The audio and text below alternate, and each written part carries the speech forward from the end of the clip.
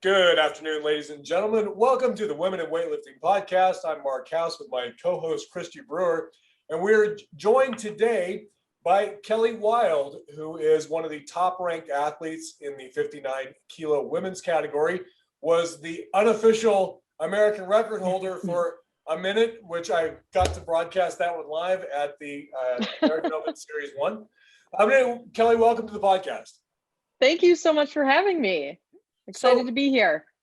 We were just kind of talking a little bit about your background before we started recording. And so you're a physical therapist, right? Correct. So you have a doctorate in physical therapy. Yes. And you are a extremely high-level weightlifter. You're a high-level Debatable. And you whatever, yes. Hockey player. Yes. Yes, all those answers are yes. I already know the answers to these questions. So, I mean, I guess we'll start where we always do, which is how did you get into weightlifting? I got into weightlifting through CrossFit, which I picked up after my college hockey career was over. I needed something to do that wasn't just like, go to the gym and like run on the treadmill. So I picked up CrossFit through a friend. And then fast forward like a year or so, I got my first like individual CrossFit coach, and he was big into Olympic weightlifting, and he basically forced me to do some weightlifting competitions because he's like, you'd be good at it. And I was like, I hate being an individual athlete. I like being on teams. So like to this day, I still don't enjoy competing in Olympic weightlifting, but it's just kind of like, I like training for it. So I don't know. It's just, I need something to do. So this is it right now. Because you started life as a hockey player, right? Yeah. Mm-hmm. And I went to Ohio State and played hockey there. Tell me where you're from and how you ended up in California. Yeah, sure. I'm from Minnesota, hence, the hockey, everyone. Yeah. So from St. Paul, and then went to Ohio State. So I was there for, 5 years. I took a victory lap there. Went back to Minnesota for dental school. Did that for a year. Didn't like it. Switched to physical therapy school at a small school in Minneapolis. And then once I graduated from PT school, I moved out to California, the Bay Area, to more or less train at Cal Strength. So you were weightlifting brought you to California? Yes. Okay. So I had met Rob Blackwell.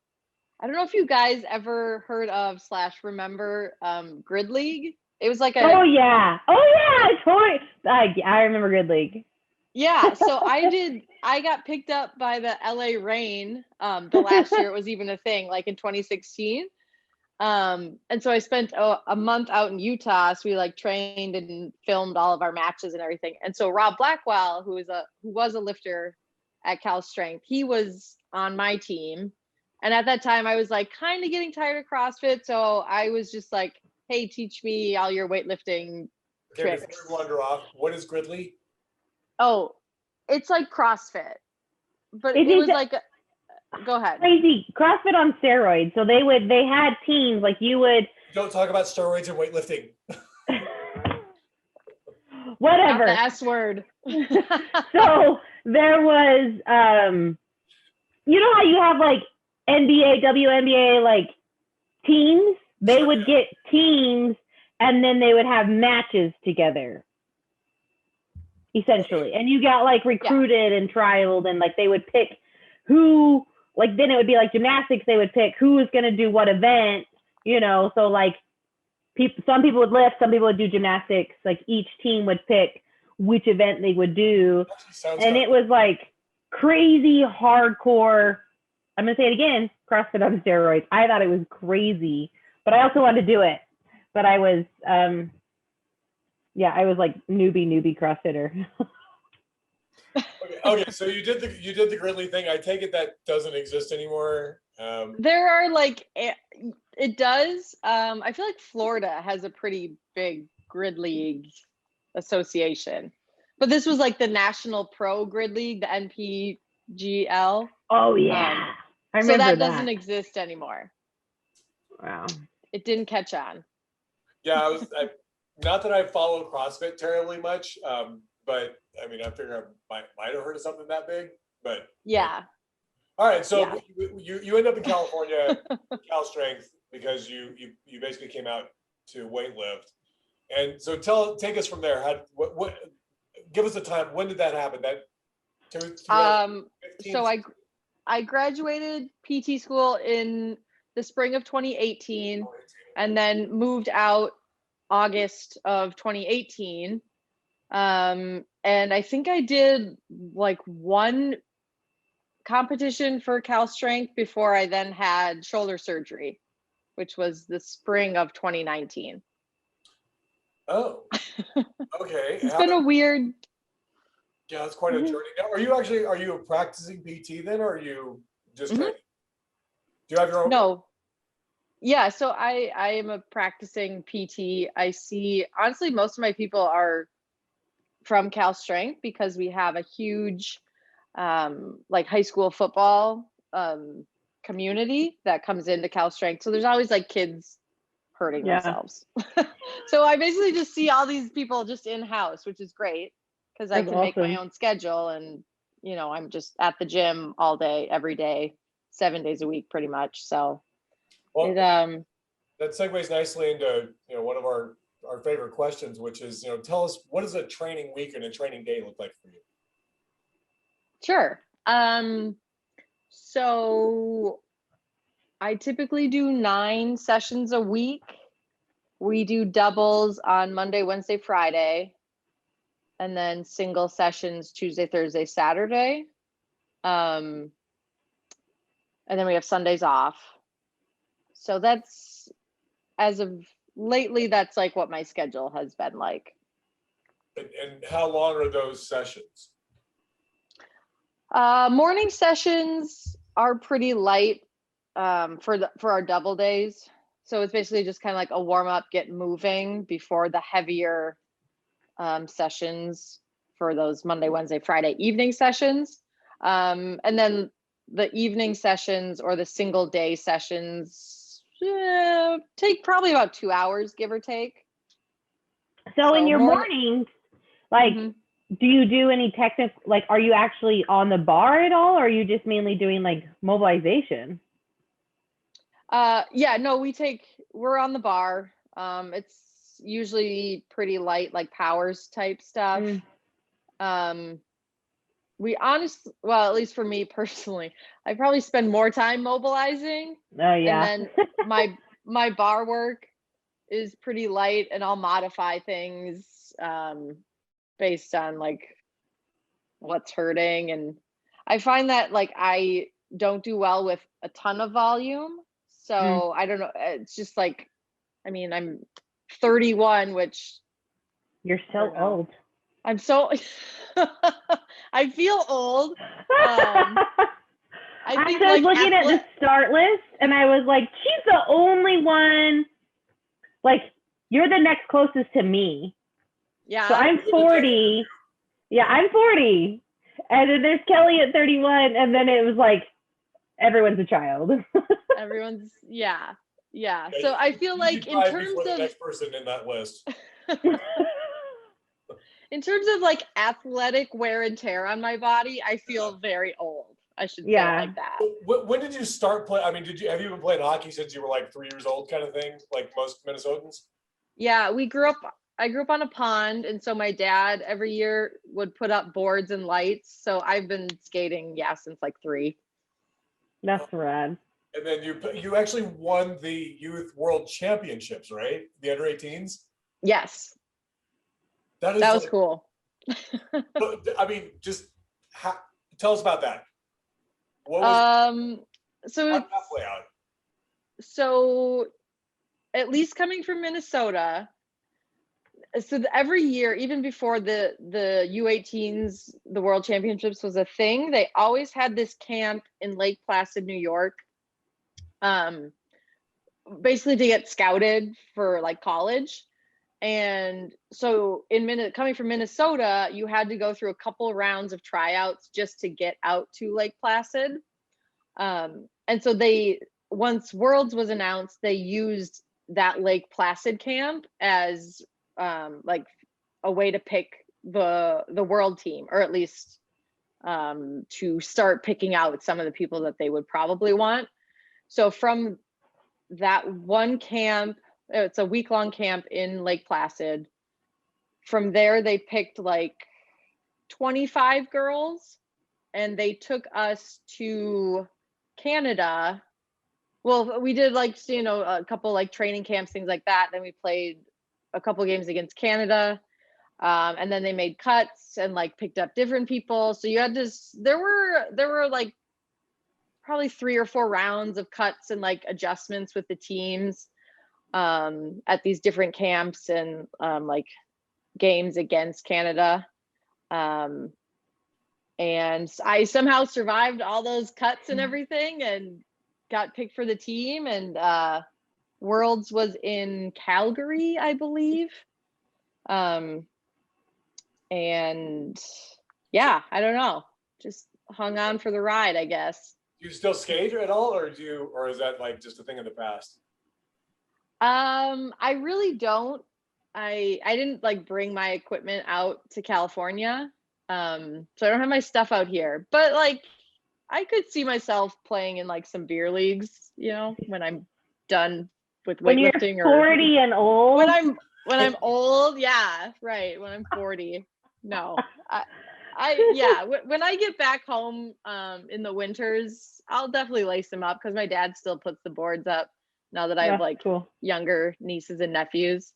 So yeah, it's just we see a lot of athletes who have excelled in other sports before they come into weightlifting.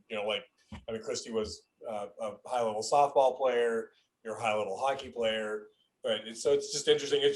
You're just the first hockey player we've talked to. A lot of softball and soccer seems to be the. Yeah, hockey's not. I would say not as accessible to the majority of the nation. Well, do you guys remember Caitlin Hogan? Huh? Oh yeah, she was a hockey player. Oh, was she really? Yeah. Yeah, she was good. She played at St. Cloud State, which is a Division I school in Minnesota. Yeah, I remember that. Because when you say you had a pond in your back, in next to you, you're literally just talking about a pond that freezes over, right? Yes, correct. Yeah, see, we don't have that here in Phoenix. Small bodies of water. It's 118 degrees outside right now. There's no that water. Freeze over. That I should say. Yeah, that's true. If they're bodies of water, they're certainly not frozen. Yeah. Or ever freeze. Yeah. So I'm curious, jumping a little bit of topic of nutrition, and then how your specific nutrition needs, like diabetes and all of that. Like, I think it's very intriguing, especially because there's, whatever. Tell me how you do it and what you do.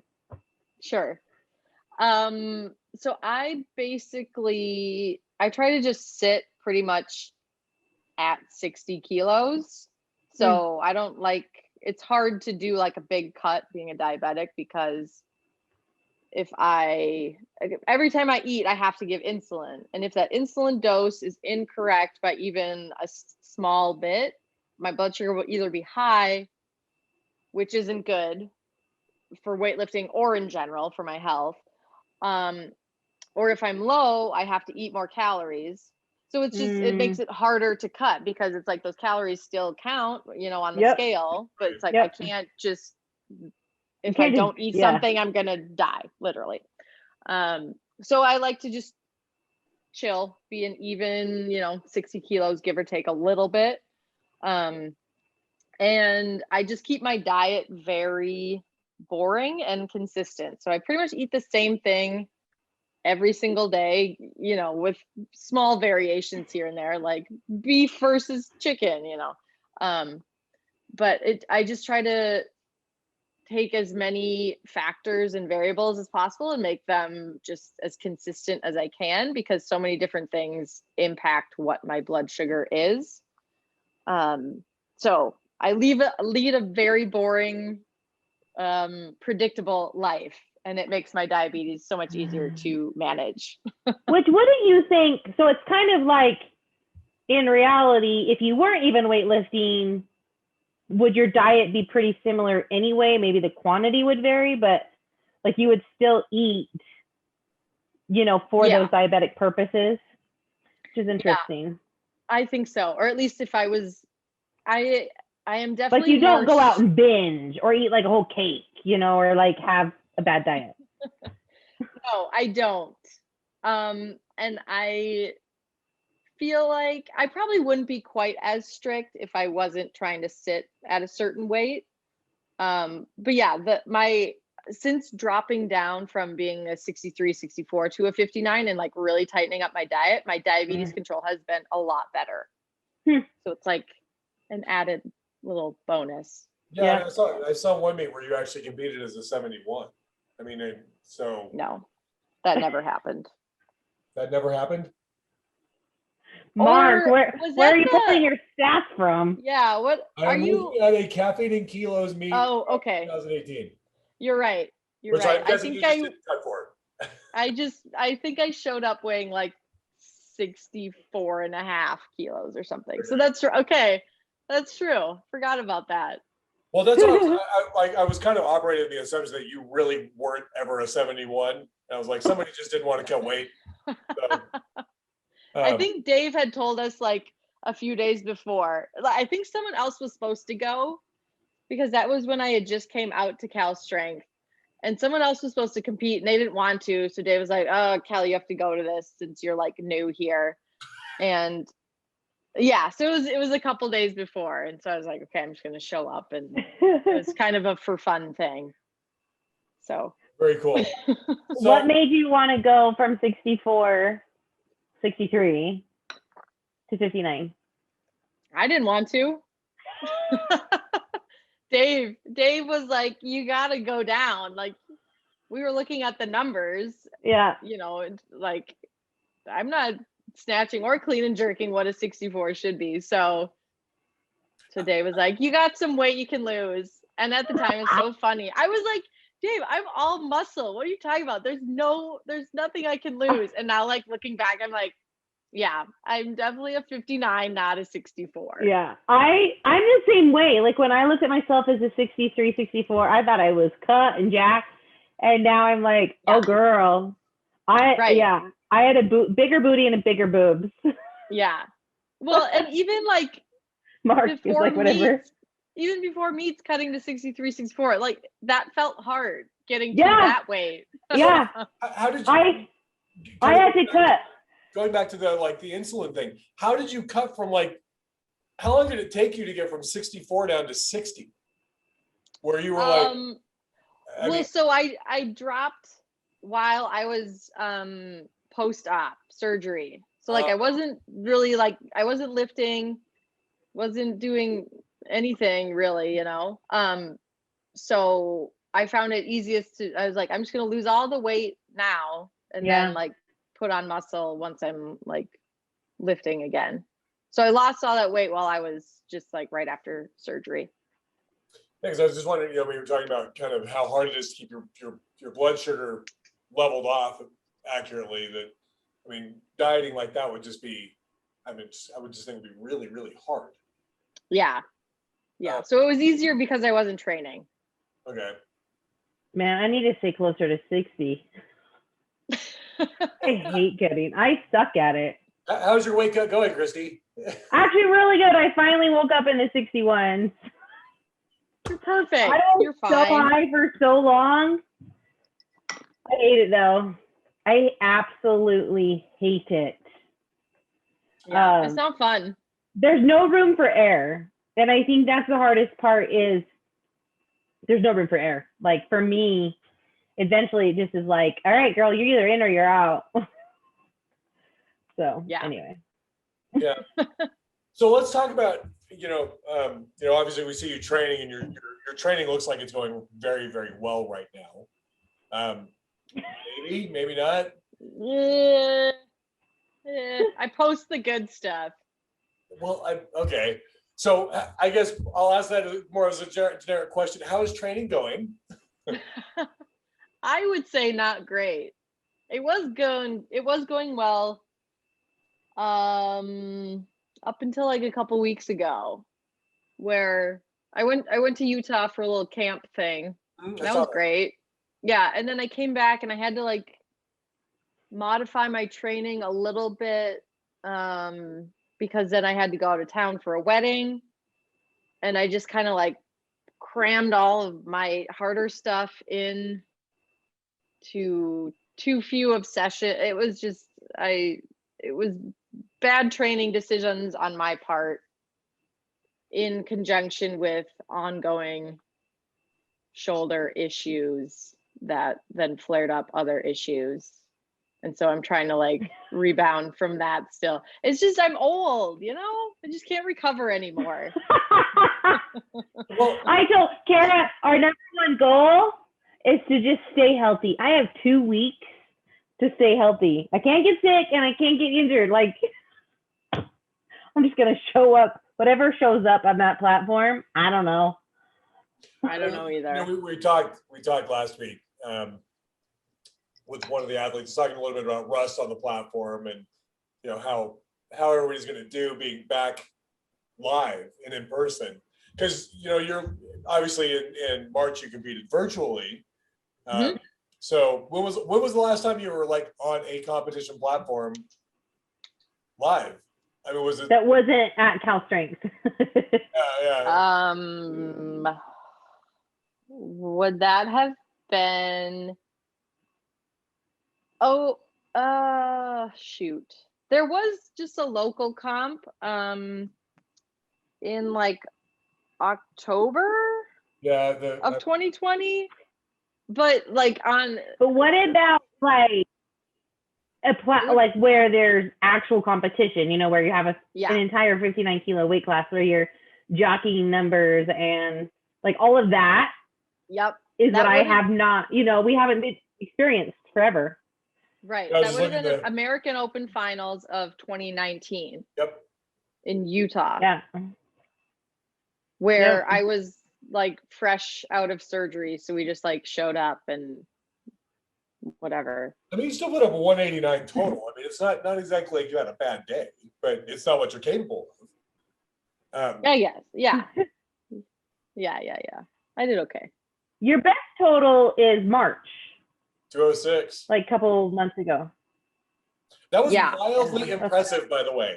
Yeah. You were not impressed by yourself? Because I thought it was impressive. I kind of went nuts. I mean, I get to announce that session, so I was all over it. I guess that meet just always reminds me of how snatches played out, which I'm still. I just remember your clean and jerks. I don't remember your snatches. Yeah, don't worry. We just had some technical difficulties on the snatching side, so I went like, I think my second attempt was 86, and then my third attempt was 87. Okay, I remember that. Because we had. Yeah, I remember that very, very distinctly, and sitting there going, "Oh God, he didn't declare." Yeah, and then it was like the clock was down to like less than 10 seconds. He's like, "You need to take this." So luckily, I have a quick setup, so I just walked up and ripped it, and probably dropped a few F-bombs on camera, which I apologize for. That's okay. They didn't get heard. It was fine. Oh, okay, great. Okay, good. But yeah, I mean, I obviously I'm announcing that session, and I'm like, all right. And I'm sitting there watching the card, and I'm like, they haven't declared she's going to have to take this weight, and I'm like, oh my God, this is like the catastrophic error on the coaching and like from me as the like announcer. I'm looking at this going, oh my God, this is terrible, because you were clearly capable of doing more. We had like 10 people in the like in our back room. No one else was lifting, and that somehow flipped. But that one, happened. so tell me about the 119. So Yeah. let's talk about that particular lift. I mean, how do you get in the mindset? I mean, you had a 6 for 6 day, if I recall correctly. I mean, it was a spectacular day. But Yes. you know, your second attempt is 115. You put 119 on the bar. You know, take me through that last 2 minutes. How do you get? I mean, what is your mindset? How do you get ready to execute that lift? So for me, going into clean and jerks, which this is what happens every time because of going back to my diabetes. So adrenaline makes your blood sugar go up. So Yeah. usually for snatches, I'm pretty good, like starting to see a little bit of a climb with my numbers.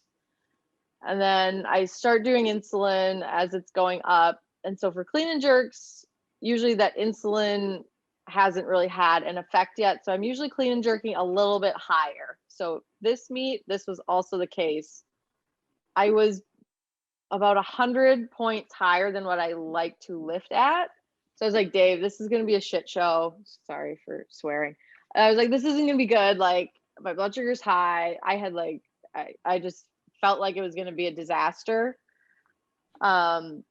Warm-ups for clean and jerk weren't that good either. I was just like feeling that blood sugar a little bit. Do you feel sluggish or like What does that shaky? feel like? Like what is yeah, what does it feel like? I don't know. Yeah, it's like a fatigue, and yeah, you feel slow, and your timing's just like off.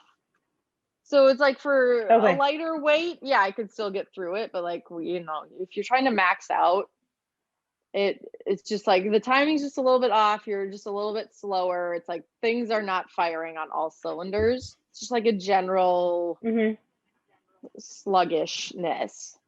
So 119, honestly, I don't know what I was thinking, or I don't know. It's just, well, take us through your setup generally. I mean, like how, you know, when you're approaching the bar, that, you know, your name is called, you're ready to go. What is, do you have any kind of routine that you go through, or is it just kind of, like you're saying, your setup is very quick, you just kind of go out and lift? Yeah, usually I'm maybe thinking about like one or two technical things. But that's about it. I always like joke. I'm like, oh, I just panicked and blacked out. I don't know what happened. And that's, I feel like that's true of like the 119. I just ripped it off the ground and put it over your head. Yeah, maybe thought about like one or two cues. But I don't know. It's just not much was going on up there, I don't think. I'm curious. Go ahead, Christy. What is your gym PR and your competition PR for clean and jerk? Or both of them? If you want to disclose. If you don't have to share. No, I don't mind. No, it's 119. That was it. Okay. I mean, because honestly, you look like you had more gas in the tank.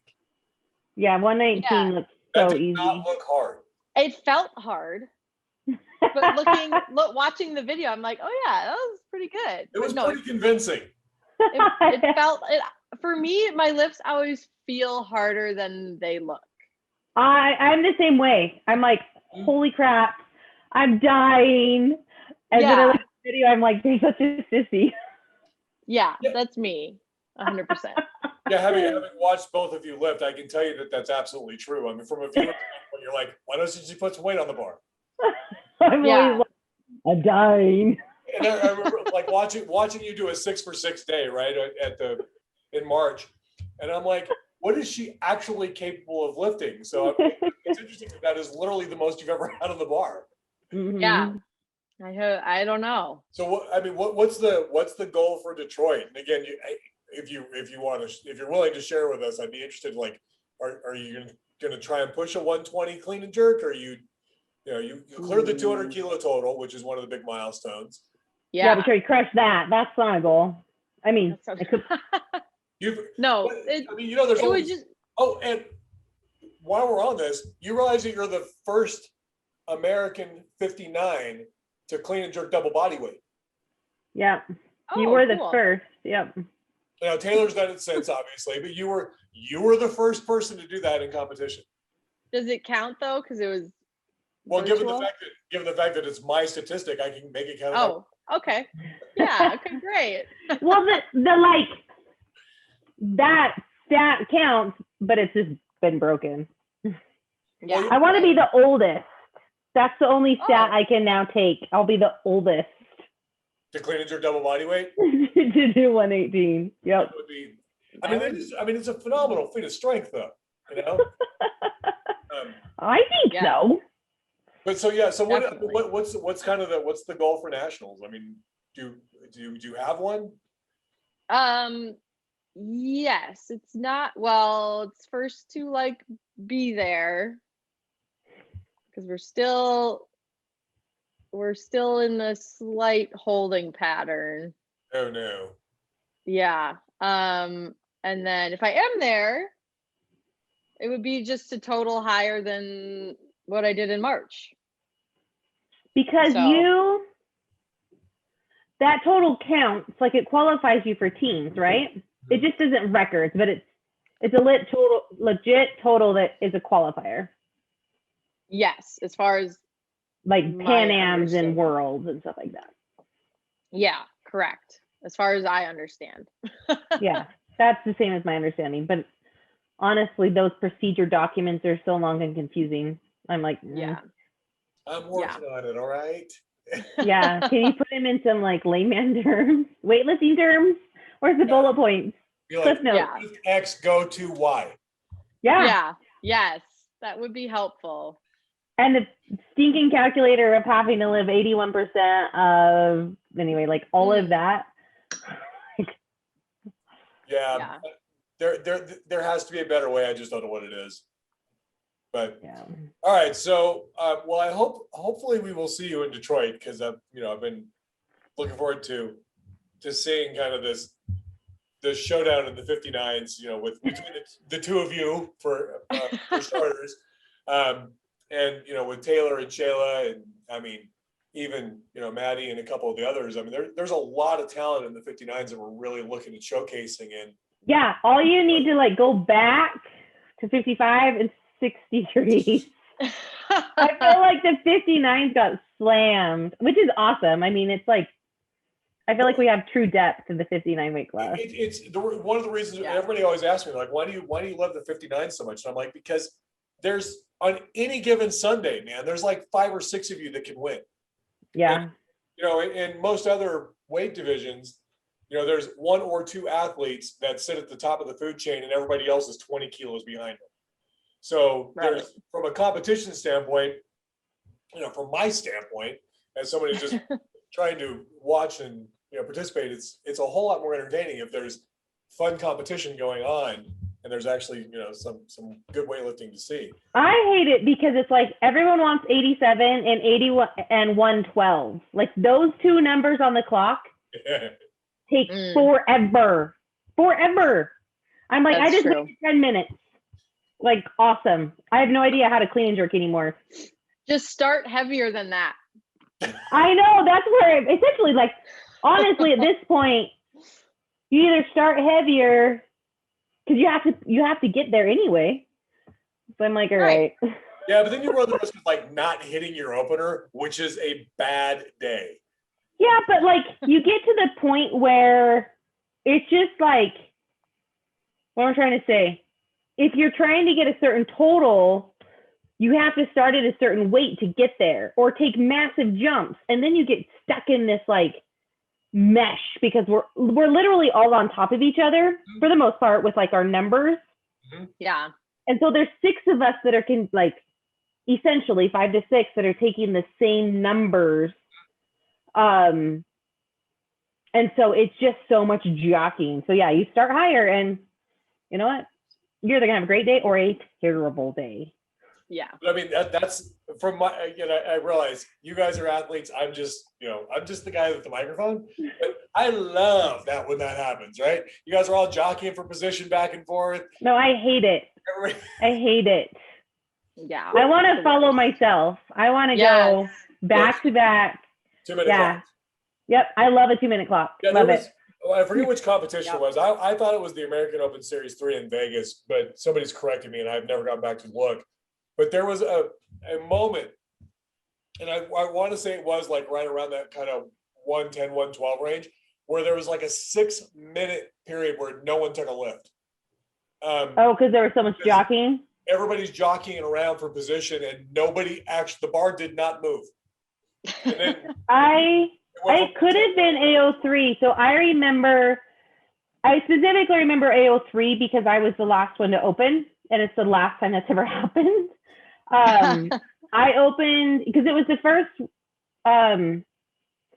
first competition that the new weight classes. Yep. AO3 2018 Las Vegas, and I opened at 110, and I believe that is the competition because I warmed all the way up and then I had to go back down and come back up for my opener. And I took like some pulls and I had to do like a bunch of jumping in the back. And I also remember, I do not remember which competition, but it's 112. Everyone took 112. And so because that's what everybody, you got a whole series of you that either start or finish at right yeah number. Well, yeah. It just like sets you up for, at the time no one had hit 118 yet, so everyone was really at the time setting up for 15 and 16.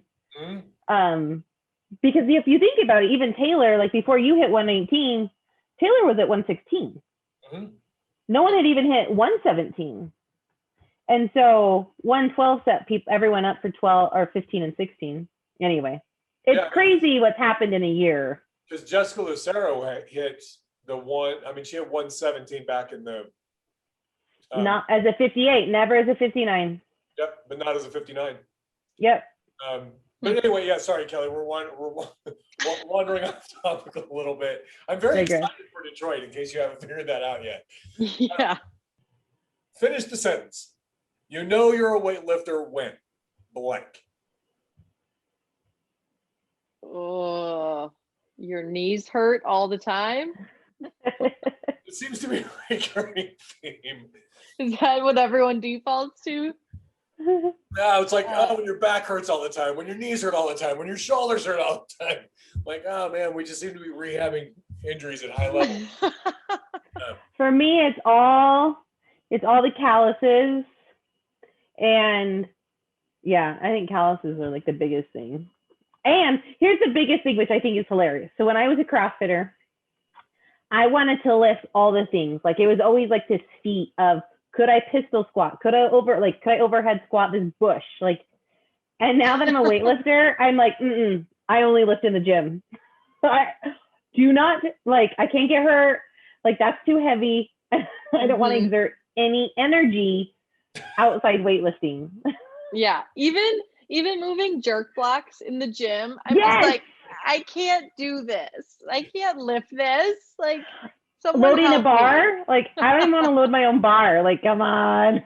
Yeah, no. You become super lazy when you become like actual weightlifters hate lifting weight. What would you say is the hardest thing about weightlifting for you? Staying healthy. That's been from day one of weightlifting, because I came into weightlifting with injuries from CrossFit. So, yeah. So, do you find weightlifting harder or easier than CrossFit? Ooh, it's in some ways it's easier because it's just 2 lifts, but in some ways it's harder because it's just 2 lifts. Yeah. In less than a second. Like it's a lot more on pressure. Or it's off. Yeah. It's a lot, more pressure, and it's like significantly less room for error. And I feel like it's more mentally taxing than CrossFit. Yeah. Really? Oh, I 100% agree. Well, why do you guys say that? I mean, that's not what I would think the expected answer would be. Well, I think that it's so technical, and everything in weightlifting is very technical. So at least for me, I don't know if it like gets easier like the longer you've been in it, but like I'm always having to think about what I am doing and then like rethink about it. And then maybe one day that cue worked, that cue worked yesterday, but now it's not working today. So now I need to like Yes. figure out and watch this video of what I just did and like, why did that not work? What do I now need to think about? What did I change? Like it's just like this constant like evaluate, reevaluate. Whereas And in CrossFit, it's like, oh, do 150 wall balls in like 30 muscle ups. It's like, okay, I can just do it. Like I don't need to think about anything. You just do it. Yeah, I feel like in CrossFit, I just went blank and it worked. Like it's just like there's no thinking, it's just working. You're just working. And weightlifting is all thinking. 99% thinking, 1% working. A little slightly irrational ratings, but I agree with Kelly. Like, No, I mean, I can see that. I mean, if you're just like, okay, do 50 wall balls, all right. You don't have to think. I mean, other than just like the resilience to continue doing something when you're exhausted. Yeah, but it's literally just like zone out and you just go 1, 2, 3. Like that's how I was a really good CrossFitter because I didn't think. I was just like, just keep going. Like, oh, this is painful, but I can push through pain versus like my mind second guessing, like, all right. Yes, 100% agree. Very much so. Yeah. Very interesting. Oh, music. Is there any particular music that you listen to when you are in the gym / walkout music? Yeah, I like, well, so in the gym, I don't usually have control of the radio. Usually that defaults to like Wes. Chevy sometimes sneaks in there and puts on other music, but I prefer like old Kanye stuff, like Kanye, Jay-Z, stuff like that. No country. I can listen to pretty much anything, but like not country. Dude, country music is banned from my gym, so I totally understand. Okay, great. Yeah. I would fit in great there. Any particular song? Not specifically. Like I don't have like my one like heavy lifting song that people have, but yeah, like I definitely default to Kanye. Christy, you want to go ahead and ask our last question and then we'll wrap this up? Yeah. So what is a piece of advice you would give either your, not necessarily like age-wise, but someone new to the sport of weightlifting? What, like one thing you could tell them, one thing you wish you would have done? Yeah. So I feel like this is probably a lot of people's answers, but it's my answer as well because, well, my advice to someone new to weightlifting would be to start working with a coach right away versus like dial down your technique before you start loading up the bar. Get with someone who you can work with in person, just to get technique down so you don't develop bad habits, because I feel like once you have bad habits, it takes infinitely longer to get rid of those bad habits and then make those good habits. So like for me, like I'm still trying to come out of like habits that I developed in CrossFit like 5 years ago with my technique. So that, like I said, I feel like that's probably an answer that you hear a lot, but actually, I think that was, Christy, that's very similar to the answer that you gave. But I mean, we've had a lot more variety in that answer than you might think. Oh, okay, good. But yeah, Christy was talking about, it's shocking how technique driven this is. When you first join, it's like lift heavy weights, throw things over your head, right? How hard can it be? Right. To realize how much of a mental game and how much technique there is involved in doing that well is actually surprising. But yeah. All right. Well, very good, Kelly. I really do. I hope we get to see you in Detroit. Thank you again for joining us this afternoon.